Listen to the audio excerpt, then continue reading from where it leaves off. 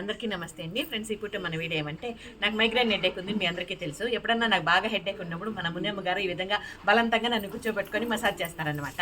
ఇప్పుడు ఈ రోజు కూడా ఆ రకంగా మసాజ్ చేస్తుంటే నాకు ఒకటైతే కథ గుర్తొచ్చింది. ఆ కథ మీ ముందుకు తీసుకొద్దాం అన్నట్లుగా కామెడీ కథ అనమాట. అదేమంటే పూర్వకాలంలో మనకి ఇక్కడ నుండి ఈ చిప్ప సపరేట్గా వచ్చేసేదంట. ఇట్లా సపరేట్గా తీసి ముందు పెట్టుకుని దాంట్లో పెయింట్లు ఉంటే కుక్కునేదంట. పెయింట్లు కుక్కునేసి మళ్ళీ తీసి పెట్టుకునేదంట. ఆ రకంగా ఉండేదంట. ఒకరోజు ఒక ఆవిడ పాపం ఆవులు మేపుకుంటా ఉండి ఈ తలపురు తీసి పెట్టుకొని పెయింట్లు చూసుకుంటా ఉండింట. ఆవు పాపం ఇంకొక చేనులోకి వెళ్ళిపోయినంట.